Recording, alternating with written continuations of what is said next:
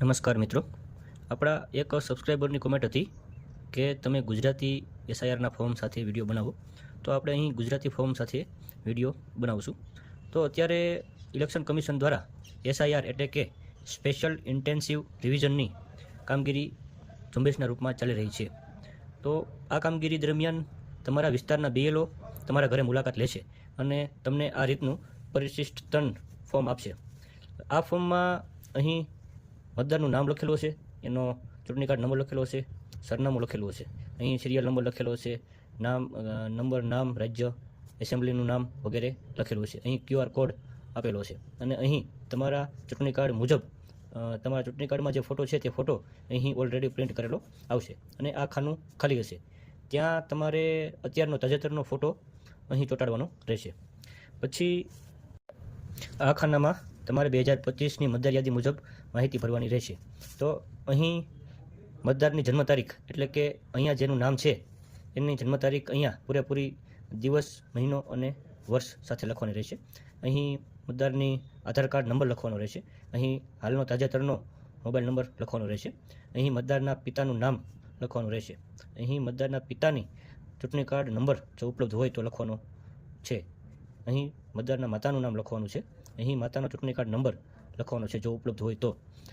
અહીં જો તમારા મેરેજ થઈ ગયેલા હોય તો તમારા જીવનસાથીનું નામ, પતિ અથવા પત્નીનું નામ અહીં લખવાનું રહેશે અને અહીં તમારા જીવનસાથીનો ચૂંટણી કાર્ડ નંબર જો ઉપલબ્ધ હોય તો લખવાનો રહેશે.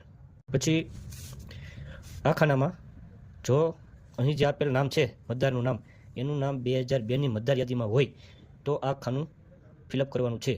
જો 2002ની મતદાર યાદીમાં નામ ન હોય તો આ ખાનું ભરવાનું રહેતું નથી, અહીં ખાલી રાખવાનું છે. જો 2002ની મતદાર યાદીમાં નામ હોય તો અહીં મતદારનું નામ લખવાનું રહેશે. અહીં મતદારનો ચૂંટણી કાર્ડ નંબર લખવાનો. અહીં સંબંધીમાં મતદારના માતા અથવા પિતાનું નામ લખવાનું રહેશે. અહીં મતદાર સાથેનો સંબંધ લખવાનો રહેશે. અહીં જિલ્લો લખવાનો, અહીં રાજ્ય લખવાનું અને અહીં એસેમ્બલીનું નામ લખવાનું રહેશે. પછી અહીં એસેમ્બલી નંબર લખવાનો, અહીં મતદાર યાદીનો ભાગ નંબર લખવાનો અને અહીં તમારો ક્રમ નંબર લખવાનો. પછી જો તમારું નામ 2002ની મતદાર યાદીમાં ન હોય તો આ બાજુની કોલમ ભરવાની રહેશે.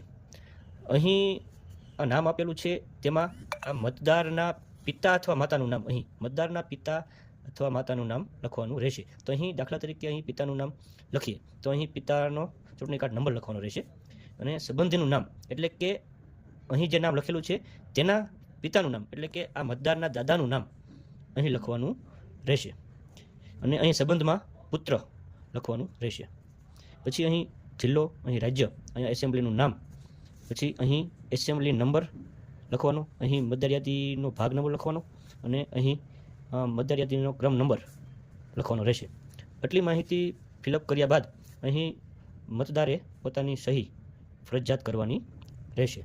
આ સહી કરી અને ફોર્મ બીએલઓને પરત કરવાનું રહેશે અને પરત કરશો એટલે અહીં બીએલઓની સહી લખેલી છે એટલે બીએલઓ એની સહી કરી અને વેરીફાઈ કરશે કે મતદારે જે માહિતી ભરેલી છે એ છેલ્લી એસઆઈઆરની મતદાર યાદીમાંથી મેં વેરીફાઈ કરેલી છે અને તમામ માહિતી સાચી છે એ વેરીફાઈ કરી અને બીએલઓ અહીં સહી કરશે. તો આ રીતે એસઆઈઆરની કામગીરી માટેનું ફોર્મ છે એ ભરવાનું રહેશે. Thank you.